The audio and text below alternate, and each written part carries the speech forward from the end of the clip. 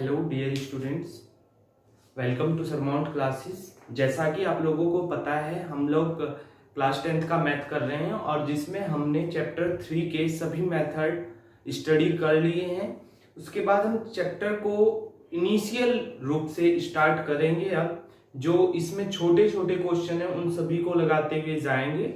और जैसा कि आप लोगों को मैंने बताया था प्रीवियस लेक्चर में कि आज हम वर्ड प्रॉब्लम के क्वेश्चन करेंगे और ये 3.1 का फर्स्ट ही क्वेश्चन है जो एज से रिलेटेड क्वेश्चन है। मैं आपको पहले बता दूं कि एज से रिलेटेड जितने भी क्वेश्चन आपकी मैथ की बुक में या आपके थर्ड चैप्टर में आएंगे, सभी क्वेश्चन एक ही तरीके से होंगे। बस आपको थोड़ा सा जो है रिकॉल करना है वर्ड प्रॉब्लम को बार बार, जब तक समझ नहीं आता।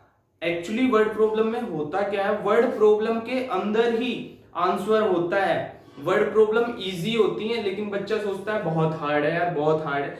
वर्ड प्रॉब्लम कुछ भी हार्ड नहीं होती, बस जरूरत है आप लोगों के ध्यान से, पेशेंस से बातों को सुनने की और जो लिखा हुआ है क्वेश्चन में उस चीज को बहुत ध्यान से पढ़ने की।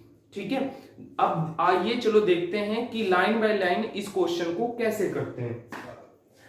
देखो, आफ्ताब पहले तो एक बार पूरा क्वेश्चन पढ़ना। Aftab tales his daughter 7 years ago, I was 7 times as old as you were then, also 3 years from now I shall be 3 times as old as you will be. Is not this intersecting represent this solution algebraically and graphically? देखो, मैं आपको पहले बता दूं, अगर किसी को यहाँ ये क्लियर नहीं दिख रहा है क्वेश्चन, तो आप लोग जो है बुक सभी के पास होगी। अगर किसी के पास अभी बुक नहीं है और जैसे आप सभी को पता है लॉकडाउन चल रहा है, तो जो हमने ग्रुप बना रखा है सरमाउंट क्लासेस के फेसबुक पेज पे और जो ग्रुप व्हाट्सएप पे बना हुआ है, उसमें मैंने ऑलरेडी चैप्टर 3 का एनसीईआरटी का पीडीएफ प्रोवाइड करा दिया है। तो आप लोग गूगल पे जाके प्रोवाइड कर सकते हैं अगर उन ग्रुप में नहीं हो आप लोग। ठीक है, गूगल पे जाओ, एनसीईआरटी का चैप्टर 3 का पीडीएफ डाउनलोड कर लीजिए और उसमें इसे पढ़ लीजिए और उसके बाद अपने नोट्स प्रिपेयर कीजिए।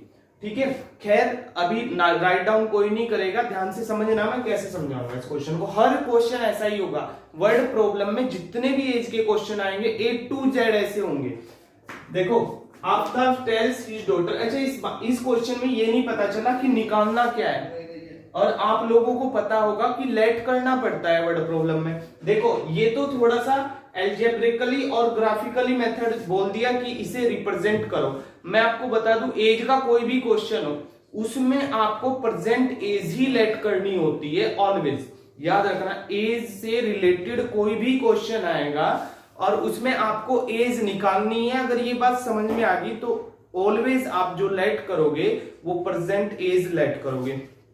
एज को लेके एक छोटा सा और कंसेप्ट है, वो मैं आपको बता दूं जो इसमें लगेगा। जैसे मैं आज 20 साल का हूं, तो अब से, या चलो आपकी बात कर लेते हैं, जैसे आज आप लोग ये हो 15 साल के हो, 15 ईयर के हो, मैं अब से बोलूं कि 3 years ago, तो 3 साल पहले आप कितने साल के थे? अभी आज आप लोग 15 साल के हो, कोई बच्चा आज 15 साल का है, 3 साल पहले कितने का होगा? 12 का। सिंपल सी बात है। अगर वो बाद की बात कर रहा है, तो आज 15 का है और 3 साल बाद कितने का होगा भाई? 18 का। समझ रहे हो इस चीज को? 18 का। अगर 5 years ago की बात करें तो वो 10 year का होगा अगर 15 का प्रेजेंट पे है, और अगर वो 15 का प्रेजेंट पे है और 10 years ago की बात करें तो कितने का होगा? 5 years का। ठीक है, थोड़ा सा इस चीज को समझो कि अभी मैंने क्या बताया। मैंने आपको एक बात बताई कि अभी आप 15 years के हो। मैंने कहा मुझे तो नहीं पता आप 15 years के हो, मैंने कहा चलो आज आप X ईयर की मैंने आपको लेट कर लिया। जो एज है आपकी वो क्या लेट कर ली? X year. अगर आप आज X ईयर के हो और फिर मैं आपको बोल रहा हूं 3 years ago, चलो 5 years ले लो, 5 years ago, 5 साल पहले आप कितने साल के होंगे? तो बताओ कितने साल के होंगे। अभी आप 15 के थे तो 5 साल पहले आप कितने के हुए, 15 के थे, 5 साल पहले कितने के हुए, जो 5 साल पहले की बात की तो 5 माइनस कर दिए 10 आया। ऐसे ही यहां x है और 5 ईयर एगो बोल रहा है, तो x में से 5 को माइनस कर देना है। तो अब आप इतने ईयर के हो, समझे मेरी बात, ये x वाला कंसेप्ट समझे कि x में से कैसे माइनस करना है। अब दूसरी बात है, अगर आप अभी, चलो ये तो एगो की बात हो गई है, अगर वो करता है आफ्टर की बात, आफ्टर यानी बाद की, 10 ईयर आफ्टर या आफ्टर 10 ईयर, तो आप क्या करोगे, आफ्टर 10 ईयर, अगर 10 ईयर बाद की बात कर रहा है तो अभी वो कितने साल का है, x की बात कर ले, अभी वो अभी ये x ईयर का है और अब से 10 साल बाद कितना होगा, अभी 15 ईयर का था, 10 साल बाद कितने का होगा, 10 ईयर लेटर कितने का होगा, तो भाई 15 और 10 25, अभी x का है तो 10 ईयर आफ्टर 10 ईयर क्या होगा, x प्लस 10 ईयर। बताओ इतनी बात क्लियर हुई क्या। अगर ये बात क्लियर हो गई है तो फटाफट क्वेश्चन पे आ जाओ, बहुत आसान है क्वेश्चन, अगर ये बात क्लियर है तो क्वेश्चन हद से ज्यादा आसान है। देखो, Aftab tales his daughter 7 year एगो, पहले चेक करो रिलेट कौन किससे हो रहा है। आफ्ताब टेल्स हिज, आफ्ताब ने बताया है अपनी डॉटर को 7 ईयर एगो, पहले तो देखो आफ्ताब ने बताया है किसको, डॉटर को, तो आप क्या करो, लेट कर लो, किसको लेट कर लो, late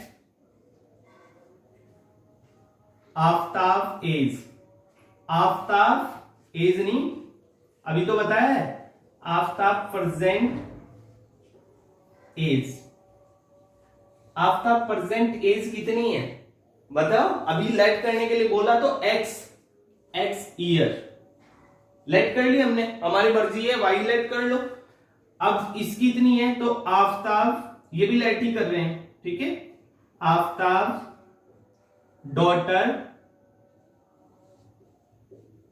as.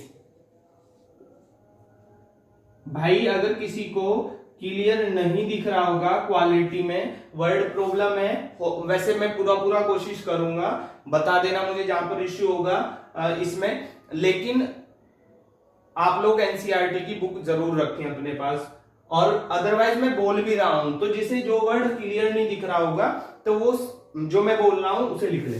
Aftab daughter's age y year, age नहीं भाई प्रेजेंट एज है ये भी, आफ्ताब यहां को लिखता हूं, आफ्ताब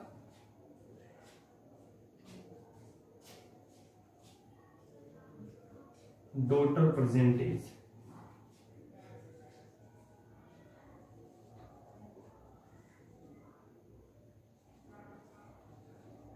इसकी भी परसेंटेज ही लेंगे ना, ठीक है। उसके बाद वो क्या कह रहा है, देखो Aftab tell his daughter 7 year ago, यानी अब से 7 साल पहले, तो लिख दो बस 7 ईयर एगो, सो 7 ईयर एगो, बस एक एक थोड़ा पढ़ते चले जाना है और करते चले जाना है। 7 ईयर एगो बोला ना तो 7 ईयर एगो, तो अभी ये कंसेप्ट समझाया 7 ईयर एगो। आफ्ताब एज कितनी होगी, आफ्ताब एज, प्रेजेंट नहीं लिखेंगे, अब प्रेजेंट तो एक्स है, अब प्रेजेंट से पहले कह रहा है, प्रेजेंट से पहले, अभी एक्स है लेकिन वो क्या कह रहा है, वो प्रेजेंट से पहले कह रहा है, तो प्रेजेंट से पहले अभी वो 15 का है और 15 से पहले 3 साल पहले 12 का होगा। अब फिलहाल वो कह रहा है एक्स का हूं मैं, तो भाई मैं 15 का नहीं एक्स का हूं, तो एक्स माइनस 3, ठीक है, तो x माइनस 3 ईयर एगो ना, सॉरी 7 ईयर एगो, x माइनस 7, 3 होता तो 3, x माइनस 7 ईयर ही है ना, हाँ ठीक है, ईयर का होगा ये तो x माइनस 7 ईयर का होगा। और इसकी डॉटर जो होगी, डॉटर्स एज, डॉटर्स एज क्या होगी, इसकी जो डॉटर होगी उसकी एज क्या होगी भाई, y माइनस 7, 7 साल पहले वो भी जितने की है वो भी 7 साल कम की होगी, ठीक है, 7 माइनस हो जाएगा। अब क्या बोल रहा है, यहां तक हो गया, यहां तक हो गया, I was 7 times as old as you were then, कह रहा है कि मैं तुमसे 7 7 टाइम्स मल्टीपल था, जो मेरी एज थी अब से 7 साल पहले, वो 7 गुनी थी अपनी डॉटर की एज से। समझे इस चीज को, 7 टाइम्स। तो क्या लिखेंगे, अकॉर्डिंग टू क्वेश्चन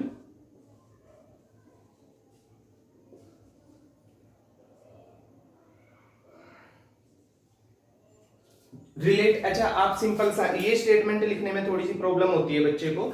आप सिंपल कभी भी रिलेट, तो आपको पता चल गया ना, उसकी डॉटर का है और आफताब का है। तो डॉटर की इस टाइम, जिस टाइम उसने रिलेट किया, 7 टाइम्स कब बताया, 7 साल पहले की बात कर रहा है। तो 7 साल एज कितनी है, 7 साल पहले, x-7 है आफताब की, और डॉटर की कितनी है, y-7। यही तो बात है, यही तो बात है भाई। डॉटर की एज y-7 है और आफताब की एज x-7 है। सही चल रहा है ना? हाँ। अब क्या बोल रहा है कि मैं, यानी कौन कौन, 7 टाइम्स कौन है, 7 टाइम्स फादर होगा। वैसे ये कॉमन सेंस की भी बात है, फादर की ज्यादा एज होगी, ठीक है। 7 टाइम्स कौन है, फादर। अब 7 की मल्टीप्लाई किधर होगी, ये बड़ा कंफ्यूजन है बच्चों को। देखो यहां लिख रहा है 3, यहां लिख रहा है 4, यहां लिख रहा है x। मुझे इस x की वैल्यू बढ़ानी है, तो x की वैल्यू बढ़ानी, तो इधर मैं 3 करूंगा क्या, ये मल्टीप्लाई 3 करूंगा क्या, नहीं, मैं इधर ही मल्टीप्लाई कर दूंगा और इसकी वैल्यू 3 टाइम्स हो जाएगी 12, 4 3 जा 12। समझे? अगर ये इधर बैठा हुआ है आफताब, तो मल्टीप्लाई इधर करनी है। समझ गए? आफताब एज ये थी ना, मल्टीप्लाई उधर कर दो। इतनी बात क्लियर हुई? ये आफताब की 7 ईयर एगो एज है और ये y-7 उसकी डॉटर की है। वो कह रहा है 7 साल पहले तो मैं चला गया, लेकिन उसने एक स्टेटमेंट बताया कि वो 7 साल पहले 7 गुना था अपनी डॉटर से। तो मैंने क्या कर दिया, मैंने उनको दोनों को इक्वल लिखा पहले तो, ठीक है, जिस जिसका रिलेशन है। अब मुझे बताया कि भाई जो ये है ना आफताब, वो 7 मल्टीपल है। मैंने कहा ठीक है, लो भाई इंटू 7 कर देते हैं, ठीक है। तो ये मत समझना इधर क्यों हुआ, इधर है तो ये डॉटर की एज, डॉटर की एज में जरूर हुआ है, लेकिन बड़ी ये वैल्यू है, यानी आफताब की एज। समझ गए? तो अब आपको समझ आ गया होगा कि ये तो भाई लीनियर पेयर बन गया। देखो कैसे बन गया, x-7 इक्वल, अंदर मल्टीप्लाई करेंगे 7y-49 और x-7y इक्वल -49 + 7, x-7y, 49 में 7 गए, 9 में 7 गए 2, -42। ये आ गई आपकी इक्वेशन फर्स्ट। बताओ समझ में आई क्या बात? अगर इक्वेशन फर्स्ट आ गई, मैं कह रहा हूं एज का कोई भी क्वेश्चन पूरी मैथ में नहीं रुकेगा आपका, पूरे मैथ में नहीं रुकेगा, सॉरी पूरे 3rd चैप्टर में नहीं रुकेगा आपका। एज का इतना सॉलिड कंसेप्ट है ये, ठीक है। बस ये है कि आप इस वीडियो को 2 से 3 बार देख लीजिएगा, क्योंकि 10th क्लास के बच्चा इस आफताब वाले क्वेश्चन से बहुत परेशान है। मेरे पास भी जो ऑफलाइन में आते हैं, कहते हैं भैया ये हो ही नहीं रहा, हो ही नहीं रहा। यार घबराने की कोई बात नहीं, पढ़ते जाओ वर्ड प्रॉब्लम को और सोल्व करते जाओ, पढ़ते जाओ सोल्व करते जाओ। देखो Aftab tell his daughter 7 year ago, एक और बार देख लो, 7 ईयर एगो का बोला उसने। तो सबसे शुरू में तो हमें लेट कर लेनी है प्रेजेंट एज, एज का कभी भी क्वेश्चन हो लेट कर लो प्रेजेंट एज। उसके बाद स्टेटमेंट पढ़ो 7 ईयर एगो, उसने बोला 7 ईयर एगो, प्रेजेंट एक्स है तो 7 ईयर एगो क्या होगी, x-7।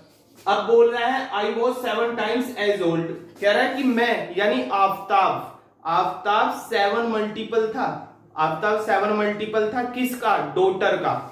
तो देखो मैंने 7 साल पहली एज निकाली पहले उनकी, तो अब x है तो x-7, इसकी y है तो ये भी तो 7 साल पीछे होगा ना, y-7। अच्छा देखो ये आफताब था x का, तो 7 साल पहले x-7, ये डॉटर है y ईयर की, तो ये भी तो 7 साल पहले y-7 होगी। क्लियर? तो अब देखो अकॉर्डिंग क्वेश्चन क्या बोल रहा है, ये लिख दिया मैंने अकॉर्डिंग टू क्वेश्चन, दोनों को मैंने इक्वल लिख दिया, मैंने ये 7 नहीं लिखा था पहले। अब वो कह रहा है कि भाई मैं बराबर तो हो ही नहीं सकता, ना उसने बोला मैं इक्वल था, उसने बोला मैं 7 टाइम्स था। ये 7 साल पहले मैं अपनी डॉटर का 7 टाइम्स था, तो मैंने देखा अच्छा 7 टाइम्स था, 7 से मल्टीप्लाई कर दो। अब ये मल्टीप्लाई किधर करोगे, देखो मैंने भी बताया है जिस तरफ जिसकी एज रखी हुई है उससे अपोजिट साइड में करना है, जिसकी में वो बोल रहा है उससे अपोजिट साइड में। ये किसकी एज है, आफ्ताब की, यही तो 7 मल्टीपल हुआ, तो ये इस मल्टीप्लाई इधर होगी, क्योंकि मल्टीप्लाई इधर होगी तो वैल्यू ये बढ़ेगी ना, समझ गए, अभी बताया ये। अब आ जाओ सेकंड इक्वेशन पे।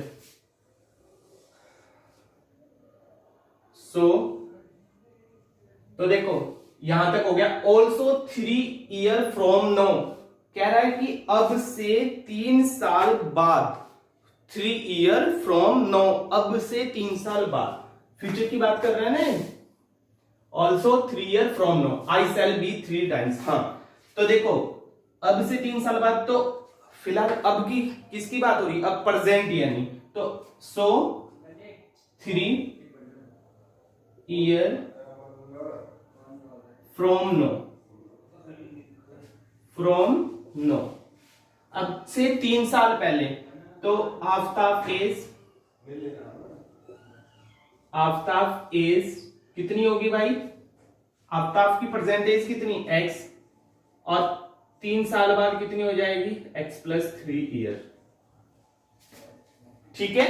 और आफ्ताब डॉटर प्रेजेंट एज, तो आफ्ताब की डॉटर एज कितनी हो जाएगी, डॉटर एज प्रेजेंट नहीं है ये 3 साल बाद की लिखा ना, 3 ईयर फ्रॉम नो, तो कितना हो जाएगा y प्लस 3, ये भी अगर y की है प्रेजेंट में तो 3 साल बाद इतने की होगी। अब वही स्टेटमेंट लिखेंगे, अकॉर्डिंग टू क्वेश्चन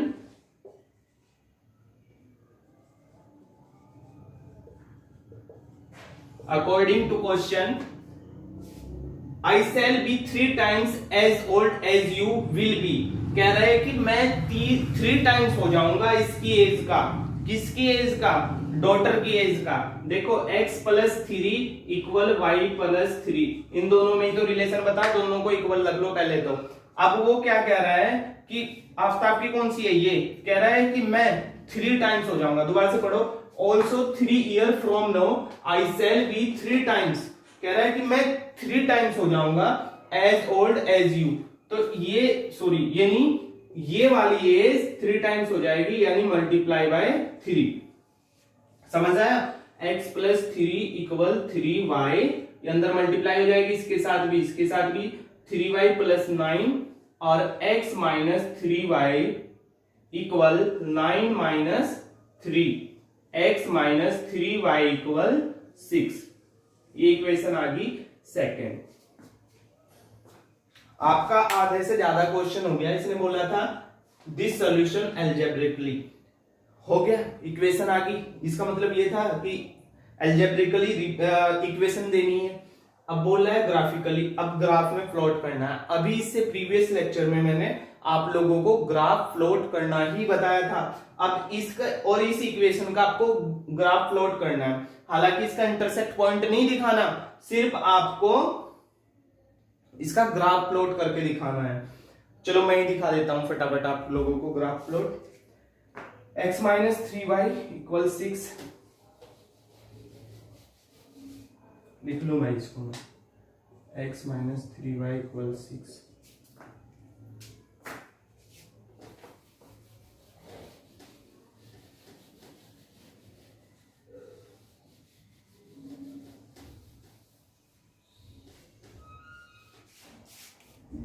देखो ये है first equation, x minus 7y equal minus 42, तो क्या करते थे, if x equal 0 then x की वैल्यू 0 होगी तो क्या हो जाएगा भाई, माइनस 7y इक्वल माइनस 42, ये तो 0 हो गया, माइनस जो का तुम 7y इक्वल माइनस 42, माइनस से माइनस कट गया, माइनस कैंसिल हो गया, और y इक्वल क्या आ गया 42 अपॉन 7, 7 6 42, y इक्वल क्या आ गया 6, तो फर्स्ट कोऑर्डिनेट क्या आ गया हमारा 0 एंड 6, ठीक है। सेकंड निकालते हैं, टेबल बना लो यार, मर्जी आपकी, तो सेकंड इसी का निकालते हैं, if if y equal 0, then x equal -42। देखो इस इक्वेशन में y इक्वल 0 रखना है, y इक्वल 0 रखा तो ये पूरा 0 हो जाएगा। क्यों? 7 इंटू 0 0, और ये पूरा खत्म हो जाएगा तो x इक्वल डायरेक्ट -42 मिलेगा। तो सेकंड मिल गया -42 0। क्लियर भाई? ठीक है। और इसके बाद दो कोऑर्डिनेट मिल गए, दो कोऑर्डिनेट मिल चुके हैं। x minus 3y equal 6, x minus 3y equal 6, ये इक्वेशन सेकंड है। इसके भी ढूंढते हैं, आ जाओ। इफ x इक्वल 0, देन अगर x इक्वल 0 तो ये तो 0 हो गया, तो क्या बच गया -3y इक्वल 6, और y इक्वल क्या हो गया -y इक्वल 6/3, 3 2 जा क्या हो गया 6, तो यहाँ क्या आ गया 2 आ गया, और ये माइनस इधर से इधर आ गया। तो क्या कोऑर्डिनेट आ गया, x की वैल्यू 0 और y की वैल्यू -2। ध्यान रखना ये पहले सिर्फ x की ही वैल्यू लिखी जाती है, सेकेंड टाइम y की। ये जो ब्रैकेट होता है कोऑर्डिनेट वाला, यहाँ x होता है या y, ये स्टैंडर्ड है, फिक्स है, इसे चेंज मत करना आगे पीछे, कभी y x लिख दो इसे, ये x y ही होता है। ठीक है, एक और निकालो। इफ y इक्वल 0, देन अगर y 0 कर दिया तो ये देखो इस इक्वेशन में अगर y 0 कर दिया, 3y है तो ये 3y 0 हो जाएगा, x इक्वल 6 बच जाएगा, x इक्वल 6। अगर इस वाली बेसिक कैलकुलेशन में किसी को प्रॉब्लम हो रही है तो पहले तो आराम से करके देखें, अदरवाइज मुझे बताएं तो मैं इसको भी फिर क्लियर कराऊंगा। वैसे यार बहुत बेसिक बात है ये, ठीक है, बेसिक ही है। तो क्या आ गया कोऑर्डिनेट 6 0, ठीक है। आ जाओ। कई बार क्या होता है, मैं बोल तो सही देता हूं, लिख गलत देता हूं, या कई बार ये हो जाता है सिली मिस्टेक, कई बार मैं क्या कर दूंगा, लिख सही दूंगा, बोल गलत दूंगा। तो इस चीज पे थोड़ा इग्नोर करना भाई इस चीज को, ठीक है। कई बार हो जाता है यार, ये ऑनलाइन लेक्चर में बड़ी बोरिंग होती है ना, इसलिए। ठीक है, अब ग्राफ प्लॉट करेंगे, आ जाओ। दिख रहा है भाई, क्या लाइट है क्या? तो देखो पहले तो चेक करो कि इक्वेशन फर्स्ट कहां है। इक्वेशन फर्स्ट के 0 6 है और 42 है, 42 x की वैल्यू है, हाईएस्ट x की वैल्यू 42 है। तो यार 42 तो नंबर नहीं आएंगे, तो आपको यहाँ दिमाग लगाना है। 42 नंबर नहीं आएंगे, x की वैल्यू, तो x वाले को इस तरीके से स्केल लो उसका कि 42 आ जाए। तो मैंने क्या किया, मैंने 10 10 का ले लिया ना, 10 20 30 40 50, लो आ जाएगा, क्यों नहीं आएगा, 10 20 30 40 10, ये माइनस के है भाई, 20 30 40 -10, नहीं इधर 1 2 ही रखो, इधर बहुत छोटी डिजिट है, 4 5 6, इधर बहुत छोटी डिजिट है, y की वैल्यू बहुत छोटी है, तो ये वाला स्केल सिंपल ही रखें, 1 2 3 4 5 6 7, ठीक है, जहां तक भी रखना है आप लोगों को। आ जाओ भाई, चलो प्लॉट करते हैं फटाफट। तो फर्स्ट कोऑर्डिनेट देखो, -42 0, x की वैल्यू -42, अच्छा ये 50 तक ले आओगे, 50 यहां होगा, 42 बोल रहा है तो 42 देखो, 40 50, 42 कहां होगा, इसके बीच में, और बिल्कुल बीच में तो 45 होगा, तो यहाँ के आसपास होगा ना 42, तो मैंने लिख लिया यहाँ 42 यहाँ है और y 0 है, तो यानी कोऑर्डिनेट यही है, इसका नाम ले लो a। चलो यही लिखता हूं a, क्या 42 माइनस का 0, ठीक है। सेकंड कोऑर्डिनेट इसी फर्स्ट इक्वेशन का क्या है भाई, 0 6 0 6, 0 x की वैल्यू और 6 y की वैल्यू, ये रहा 0 6, इसे b लेट कर लो, लिख दो चाहे तो अभी, बी इसको लिया, ए इसको लिया, सी इसको ले लेते हैं और डी इसको ले लेते हैं। ठीक है भाई, तो ये फर्स्ट इक्वेशन की लाइन है, तो इसे क्या कर दो आप, ड्रॉ कर दो। वैसे डार्क होती है पर डार्क मार्कर से सीधी नहीं हो पाती भाई, मैंने से लो कर देता हूं। कौन सी इक्वेशन थी ये, x minus 7y equal minus 42। वैसे अगर इसे हम बिल्कुल स्टैंडर्ड में लिखें, स्टैंडर्ड फॉर्म में लिखें, तो ये नहीं लिखेंगे, क्या लिखेंगे, x minus 7y plus 42 equal 0। ठीक है, ये इस इक्वेशन की लाइन है जो ड्रॉ कर दी मैंने। सेकंड का क्या है, c है 0 माइनस 2, 0 माइनस 2, x की वैल्यू 0 और y की वैल्यू माइनस 2, तो यहां मिलेगा, मिलेगा नहीं, हाँ 0 और माइनस 2, c लिख दो इसका नाम। और इससे नेक्स्ट है 6 0, नेक्स्ट क्या है 6 एंड 0, x की वैल्यू 6। अच्छा देखो यहाँ 10 है, यहाँ 0 होता है, सबको पता है, 0 और 10 के बीच 6 आएगा, तो देखो बिल्कुल बीच में 5 होगा, यहाँ के आसपास 6 होगा। ये आइडिया लग रहा है ना, तो देखो यहाँ के आसपास 6 होगा, तो क्या हो गया 6 और 0 यहाँ हो गया, 6 एंड 0 यहाँ हो गया, और इसका नाम है D। समझ में आई भाई ये बात, बस अब इससे आके लाइन ड्रॉ कर दो। ये स्केल से बिल्कुल सीधी खींची जाती है भाई, ऐसी लाइन आएगी। ठीक है, कर्व नहीं होता इसमें, बिल्कुल भी स्ट्रेट लाइन होती है। ठीक है, तो ये हो गया आपका क्वेश्चन, कंप्लीट क्वेश्चन हो गया आफ्ताब एज वाला।